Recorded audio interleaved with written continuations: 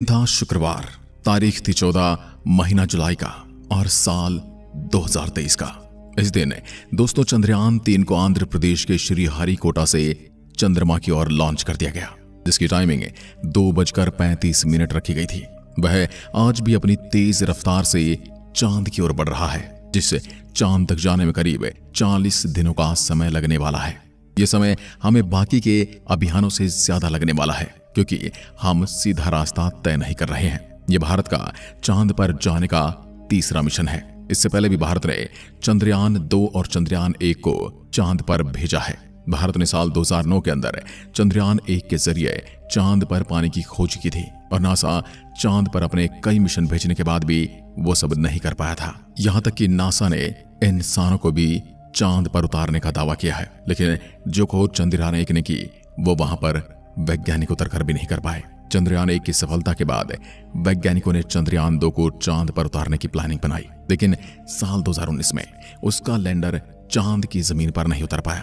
फिर भी भारत ने हार नहीं मानी और इस बार का चंद्रयान मिशन पूरी दुनिया को ये दिखाने के लिए तैयार है कि भारत स्पेस रिसर्च के मैदान में पूरी दुनिया से आगे है।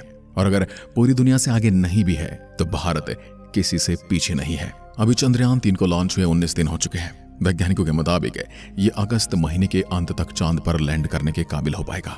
लेकिन आखिर चंद्रयान 3 को चांद तक जाने में इतना लंबा समय क्यों लग रहा है और फिलहाल वो कहां है? आज के वीडियो में हम इनकी जानकारी देते हुए साथ ही चंद्रयान 3 मिशन की लॉन्चिंग और चंद्रयान 2 के अंदर खराबी क्या हुई थी, चांद की सतह पर लैंडिंग कैसे होगी और स्पेसक्राफ्ट में क्या क्या बदलाव किए गए हैं, और इस मिशन की पूरी जानकारी हम आपको इस वीडियो में देने वाले हैं। इसलिए वीडियो के साथ जुड़े रहें, वीडियो में अंत तक बने रहें।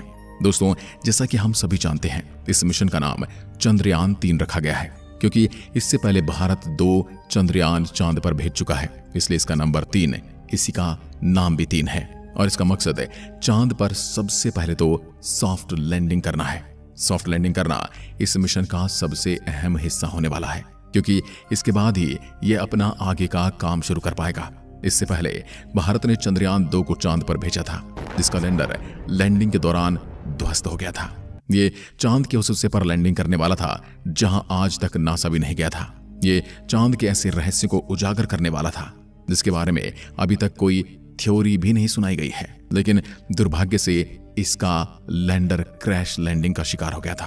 परंतु इसरो यही नहीं रुका, उसने चंद्रयान 3 के रूप में एक और कोशिश की है और ज्यादा सावधानी और ज्यादा एडवांसमेंट के साथ चंद्रयान 3 को चांद की ओर रवाना कर दिया है। इसरो स्पेस मिशंस को बहुत कम बजट में करने के लिए प्रसिद्ध है और ऐसा ही कुछ चंद्रयान 3 के साथ भी किया जा रहा है। नासा जब भी अपने स्पेसक्राफ्ट को चांद की ओर भेजता है तो वो डायरेक्टली एक सीधे रास्ते पर चलता हुआ चांद की ओर जाता है। इसलिए नासा का मिशन चांद पर 3 से 5 दिन के अंदर ही पहुंच जाता है। लेकिन इसरो के चंद्रयान 3 के साथ ऐसा नहीं है। वैज्ञानिकों ने चंद्रयान 3 मिशन को इस तरह से डिजाइन किया है कि पृथ्वी और चांद के गुरुत्वाकर्षण का इस्तेमाल करके ही आगे बढ़ेगा। यानी पृथ्वी एक गेंद की तरह से चांद की ओर फेंकेगी और चांद इसे उसी तरह से कैच कर लेगा जैसे एक क्रिकेटर मैदान में गेंद को कैच कर लेता है। इस प्रोसेस में ईंधन भी बहुत कम खर्च होगा और किसी तरह के फेलियर होने की भी चांस काफी हद तक कम हो जाएंगे। वैज्ञानिक समय समय पर इसको थोड़ा बूस्ट देते रहेंगे, यानी इसके इंजन को चालू करके इसको और ताकत देते रहेंगे जिससे इसका ऑर्बिटर बड़ा होता जाए और ये चांद के नजदीक पहुंच जाए। इसरो के वैज्ञानिकों ने चंद्रयान 3 के प्रोपल्शन मॉड्यूल को चौथी बार स्टार्ट किया और इसके ऑर्बिट को बढ़ाया। वैज्ञानिक इसी प्रोसेस को आगे भी कंटिन्यू करते रहेंगे और एक समय आएगा जब चंद्रयान पृथ्वी से बहुत दूर जा चुका होगा। उस समय वैज्ञानिक प्रोपल्शन मॉड्यूल को ऑन करके इसे सीधे चांद के ऑर्बिट में ही रवाना कर देंगे।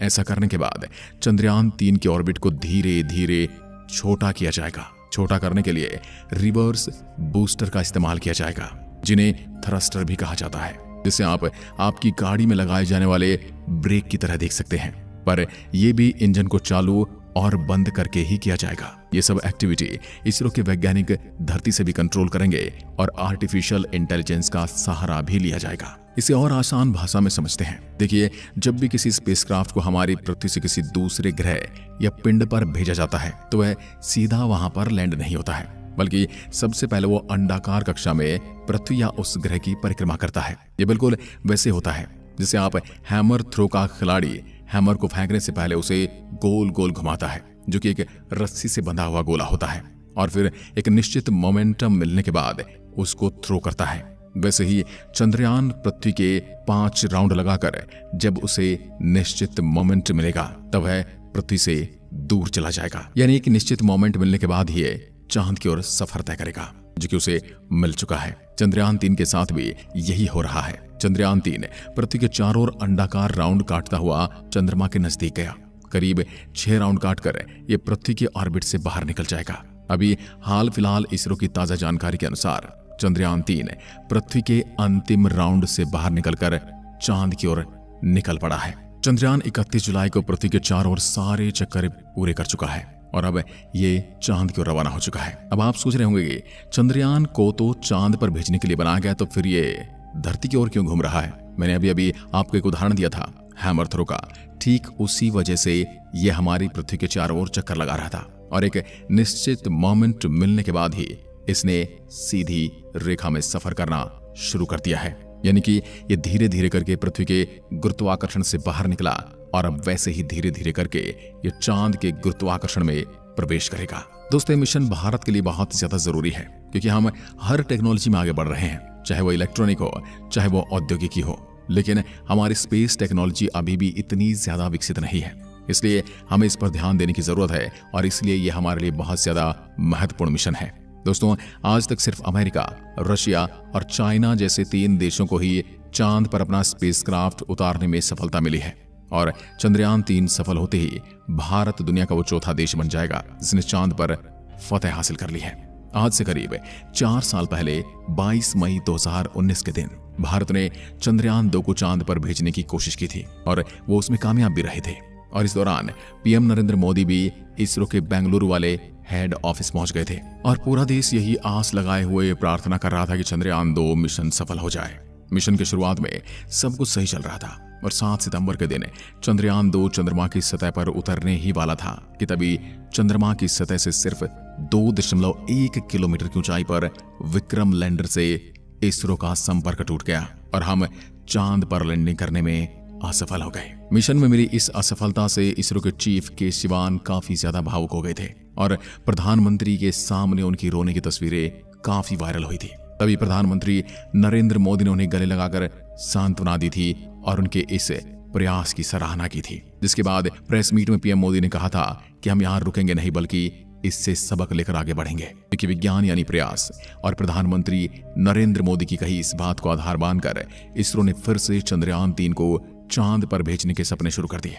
लेकिन उस वक्त हुई भूल को सुधारने में इसरो को पूरे 4 साल लग गए और अब इन्होंने पहले से ज्यादा एडवांस और पावरफुल स्पेसक्राफ्ट तैयार कर लिए हैं और साथ ही लैंड करने की तकनीक में भी इन्होंने बहुत सारे बदलाव किए हैं। दोस्तों, चंद्रयान 2 की नाकामयाबी से निराश होने की बिल्कुल भी जरूरत नहीं है, क्योंकि पृथ्वी के वातावरण से बाहर निकलकर अंतरिक्ष में जाना अपने आप में बड़ी चुनौती है, जो कि भारत ने कई बार करके दिखाया है। और जानकारी के लिए बता दें, अमेरिका अपने सभी चांद मिशन में कुल 26 बार फेल हो चुका है, लेकिन भारत ने तो अपनी पिछली सफलता से इतनी बारीकी से सीख ली है कि इस बार चंद्रयान 3 का सफल होना लगभग तय माना जा सकता है। इस बार चंद्रयान में कई बदलाव किए गए हैं, जैसे कि इस स्पेसक्राफ्ट में कोई ऑर्बिटर नहीं है, क्योंकि जो ऑर्बिटर हमने चंद्रयान 2 के साथ भेजा था वो सही सलामत काम कर रहा है, इसलिए हमें इसके ऑर्बिटर को भेजने की जरूरत ही नहीं थी। बल्कि इस वक्त हम एक प्रोपल्शन मॉड्यूल का इस्तेमाल कर रहे हैं जो चंद्रयान 3 के लैंडर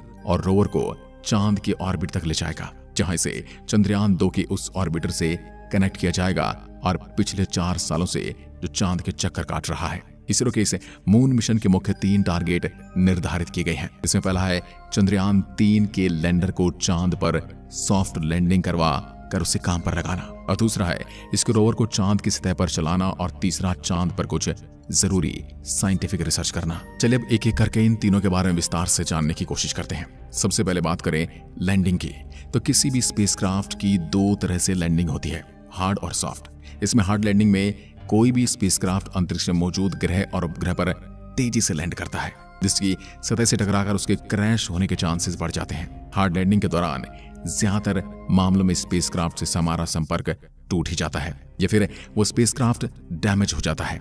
या फिर वह एक जगह पर पड़े रहते हैं। और यही दिक्कत चंद्रयान 2 के विक्रम लैंडर के साथ भी हुई थी। अब कोई भी स्पेस एजेंसी अपने स्पेसक्राफ्ट की हार्ड लैंडिंग नहीं करवाना चाहती, लेकिन कई बार तकनीकी दिक्कतों की वजह से ऐसी लैंडिंग भी मजबूरी हो जाती है और ऐसी लैंडिंग करवानी पड़ती है और ज्यादातर मामलों में मिशन फेल ही हो जाते हैं।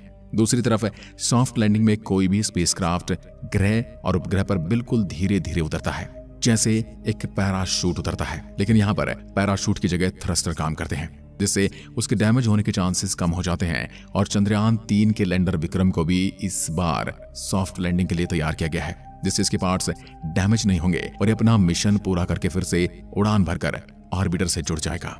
सेकेंड टारगेट यानी कि रोवर को चांद की सतह पर चलाने की बात करें तो इसके रोवर का नाम प्रज्ञान रखा गया है, जिससे लैंडिंग के बाद चांद की सतह पर उतार दिया जाएगा।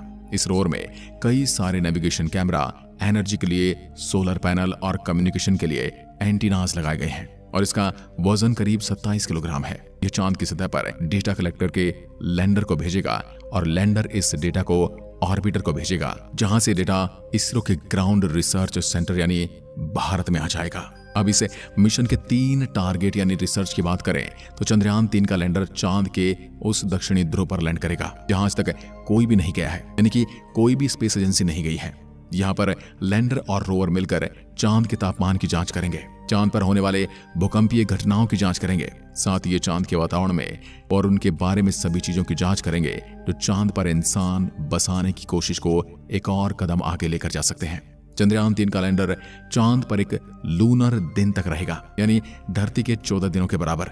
लेकिन दोस्तों, ये काम जितना हमें सरल लग रहा है वह इतना सरल है नहीं। इसमें कई सारे खतरनाक एक्सपीरियंस का सामना करना पड़ता है। दोस्तों, आपने पूरी प्रक्रिया तो समझ ली, लेकिन आप ये नहीं समझ पाए होंगे कि चंद्रयान 3 को तो अभी अंतरिक्ष में है, पर इसरो इसकी कक्षा को बदलेगा कैसे? तो हम आपको इसका भी जवाब दे देते हैं। दरअसल वैज्ञानिकों को इन बातों के बारे में पहले से ही पता होता है, इसलिए इसरो ने चंद्रयान 3 की दिशा और कक्षा बदलने के लिए उसमें थ्रस्टर लगाए हैं। थ्रस्टर चंद्रयान की गति को कम करेंगे और इसको सॉफ्ट लैंडिंग में मदद करेंगे। बूस्टर गति को बढ़ाने का काम करते हैं और थ्रस्टर गति को कम करने का। इन थ्रस्टर को चालू करके इसरो चंद्रयान 3 की दिशा और गति को नियंत्रित कर सकता है। 1 अगस्त यानी आज चंद्रयान पृथ्वी से लगभग 1.5 लाख किलोमीटर दूर जा चुका है और फिलहाल जो आपको ये रास्ता दिख रहा है, चंद्रमा और पृथ्वी के बीच, इस रास्ते पर यह सीधा चल पड़ा है और अभी है चंद्रमा की ओर सीधा ट्रेवल करते हुए 5 या 6 अगस्त तक चांद की उस कक्षा में पहुंच जाएगा जहां पर ये चांद के चक्कर लगाना शुरू कर देगा और धीरे धीरे इसके चांद के चारों ओर का घेरा छोटा होता जाएगा और 23 अगस्त आते आते ये चांद के सबसे करीब आ जाएगा जहां से इसको चांद पर उतरना है। 23-24 अगस्त वही दिन होंगे जब पूरी दुनिया चंद्रयान 3 को देख रही होगी और इसी दिन चंद्रयान और इसरो की असली अग्नि परीक्षा भी होनी है। पर इस बार इसरो की तैयारी पहले के मुकाबले कहीं ज्यादा अच्छी और मजबूत है।